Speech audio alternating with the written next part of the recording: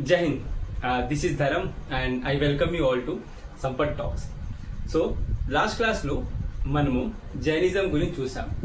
Jainism కి ముందు ఉన్న Tirthankara Jainism evidences and the founder of Jainism that is Mahavir.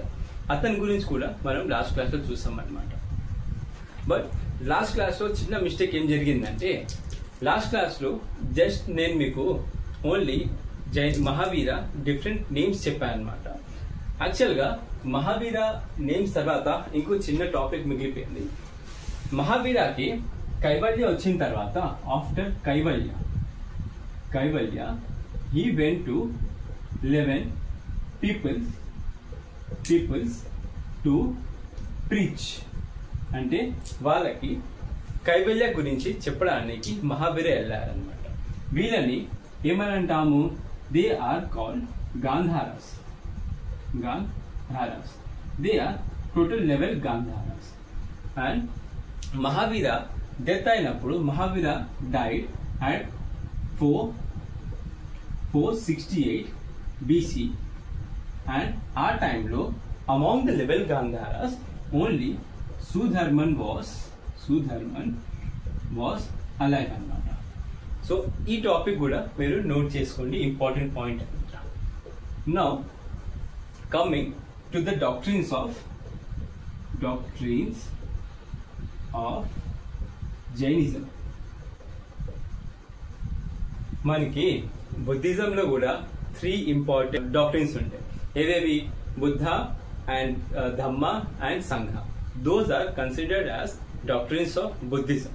అలానే మనకి డాక్ట్రిన్స్ ఆఫ్ జైనిజం ఉంది. అదేవేవి? ఫస్ట్ వచ్చేసరికి మనకి right faith and right knowledge, దాంట్లో పాటు రైట్ కర్మ. సో రైట్ ఫెయిత్ అంటే ఏంది? మనకి ఉన్న తీర్థంకరాస్ మీద బిలీఫ్ ఉండాలన్నమాట.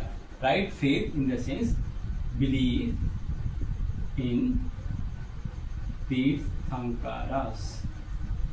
అండ్ రైట్ నాలెడ్జ్ వచ్చేసరికి ద ప్రీచింగ్స్ ఆఫ్ తీర్థంకరాస్, అంటే రైట్ క్రీడ్. నాలెడ్జ్ తో పాటు మనకి రైట్ కర్మాస్ కూడా ఉండాలన్నమాట.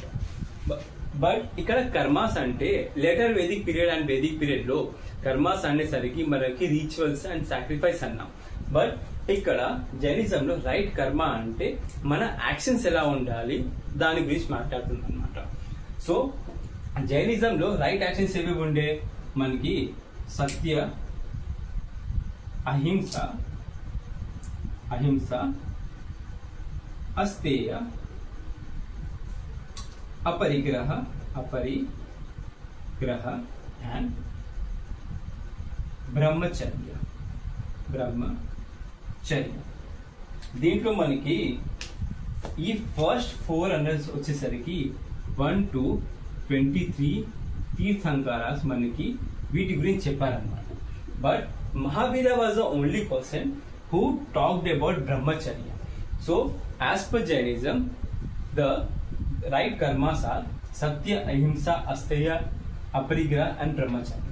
Whereas satya ante no lies and ahimsa ante non-violence. ఇక్కడ అస్తేయ వచ్చేసరికి మనకి నో స్టీలింగ్, అంటే మనం దొంగతనం చేయొద్దు. అపరిగ్రహ అంటే నాన్ పొజిషన్ అనేసరికి మనకి ఏదైనా ప్రాపర్టీ అయినా మటీరియలిస్టిక్ అయినా వాటి మీద మనకి ఇంట్రెస్ట్ ఉండొద్దు అనమాట. అండ్ బ్రహ్మచర్య అంటే no sexual activity. These are considered as the right karmas of Jainism. Now moving ahead, ఇంకోటి వచ్చేసరికి మనకి స్యాదవాద ఆర్ ఎల్స్ అనేక్తవాద. ఇది చాలా ఇంపార్టెంట్ మనకి జైనిజం. స్యాదవాద అనేక్తవాద అంటే ఏంటన్నమాట అంటే సపోజ్ మనము ప్రెసెంట్ సిచ్యువేషన్ ఉన్నాం. ఈ ప్రెసెంట్ సిచ్యువేషన్ ఉత్తగానే అవ్వలేదు. ఈ ప్రెసెంట్ సిచ్యువేషన్ అవ్వడానికి మన పాస్ట్ లో చాలా ఇన్సిడెంట్స్ జరిగాయి అన్నమాట. దాన్నే శాదవాద అంటే థియరీ ఆఫ్ మేబీ. అండ్ ఇక్కడ వచ్చేసరికి అనేకవాద. మనకు జైనిజంలో చాలా ఇంపార్టెంట్ ఒక ఎగ్జాంపుల్ తీసుకుంటారు అనమాట. ఎలిఫెంట్ దగ్గరకి మనకి కొంతమంది బ్లైండ్ పీపుల్స్ ని ఇంట్రడ్యూస్ చేశారు అనమాట. So some peoples were holding the trunk of elephant, some were holding the legs of elephant, and some were holding the belly, and one person was holding the tail of elephant. ikkada separate persons వాళ్ళ separate opinions ఇస్తారు అన్నమాట. ఇది elephant ఎందుకంటే see elephant is the real truth, but the point of observation అంటే ఒక్కొక్క person వాళ్ళ point of view నుండి వాళ్ళ ఒపీనియన్స్ చెప్తారు అనమాట. ఆ ఒపీనియన్స్ ప్రతి ఒక్కరిది డిఫరెంట్ ఉంటుంది. బట్ అది అబద్ధం కాదు, బట్ అది నిజం కూడా కాదు.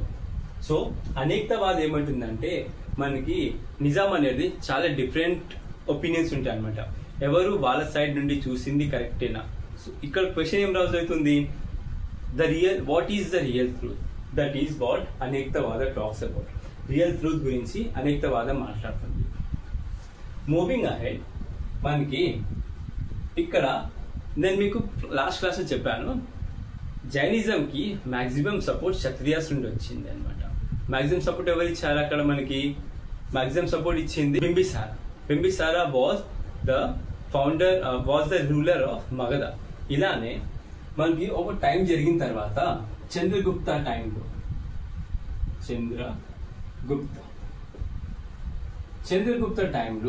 there was a Jain Tirthankara was known as Bhadrabahu. Bhadrabahu had a disciple named Stulabhadra. Chandragupta ఇక్కడ మగధ రూలర్ అన్నమాట. ఒక టైంలో మగధ ఎంపైర్ లో మనకి గ్రేట్ ఫమైన్ వచ్చింది. గ్రేట్ ఫమైన్ రాగానే ఇక్కడ Bhadrabahu and Chandragupta they move towards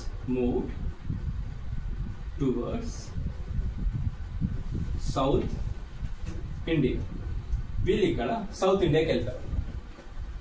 famine మొత్తం క్లియర్ అయిపోయింది. Bhadrabahu and Chandragupta went to South India, where Sthulabhadra stayed in North India. ఇప్పుడు ఫెమైన్ అయిపోయిన తర్వాత Bhadrabahu again came to north India. అతను నార్త్ ఇండియాకి వచ్చినప్పుడు ఏం చూశారు? ఇక్కడ యాక్చువల్ గా when Mahavira was in the search of the real truth, he was in ascetic position. And అతను చేసే టైంలో he never change his dress అనమాట. అతను బట్టలే మార్చుకోలేదు. అదే బట్టల్ని అతను 12 years దాకా వేసుకున్నారు అనమాట. ఆ టైంలో అతని బట్టలు పాడైపోయి he suddenly throw away his clothes because as he got Kaivalya he thought, అంటే కైవల్య రాగానే మనకి ఏమైంది, మనకి ఏ పొజిషన్ ఉండొద్దు అనమాట. And these made Mahavira to remove his dress and be naked. So ఇక్కడ Bhadrabahu was the staunch follower of Bhadrabahu is staunch follower of Jainism. అంటే he was completely naked. And ఇక్కడ Sthulabhadra he remained in the North India.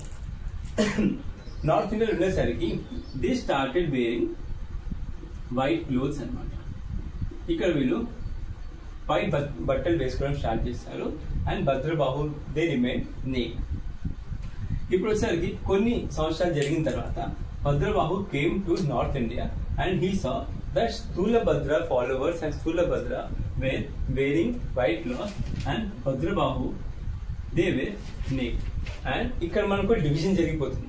అవి ఏం division జరుగుతుంది? జైనిజంలో 2 divisions. Jainism first was Shvetambars. తాంబర్. And next was Digambars. ఇక్కడ దిగంబర్స్ అంటే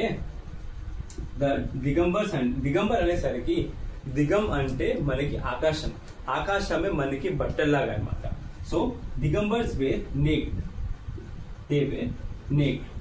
అండ్ శ్వేతాంబర్ అంటే శ్వేత్ అంటే వైట్ క్లాత్స్ అనమాట, వైట్ క్లోత్స్. అందుకే they use to wear white clothes.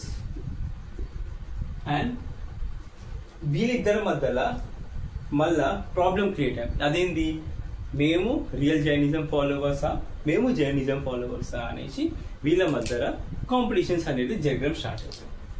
దీనివల్ల they had a first conference.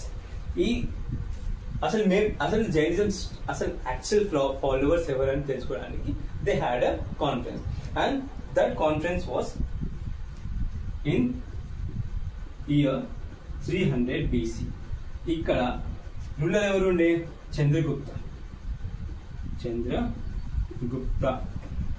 ఈ కాన్ఫరెన్స్ లో మనకి compilations of 12 Angas. Angas are known as the literature part of the Jainism. దీంతో పాటు ఇప్పుడు 12 అంగాస్ కంపోజ్ చేసింది ఎవరు? These was composed by Shvetambar. దీన్ని శ్వేతాంబర్ కంపోజ్ చేయగానే దిగంబర్స్ వాళ్ళు వీళ్ళు ఈ అంగాస్ ని నెగ్లెక్ట్ చేస్తారు అనమాట. And they had their own literature part. Now coming to second conference, it was in the year 510 at Vaishali, and this was at the place Patliputra. First conference మనకి ఎక్కడ జరిగింది? పాట్లిపుత్రలో. రూలర్ ఎవరు ఉండే? చంద్రగుప్త. దాంట్లో ఏం జరిగింది? వీళ్ళు కంపైలేషన్స్ ఆఫ్ 12 అంగాస్ చేశారనమాట. అండ్ 512 AD లో మనకి వైశాలి అనే ప్లేస్ లో ఇంకో కాన్ఫరెన్స్ జరిగింది. అక్కడ కూడా మనకి సమ్ లిటరేచర్స్ కంపైలేషన్ జరిగింది.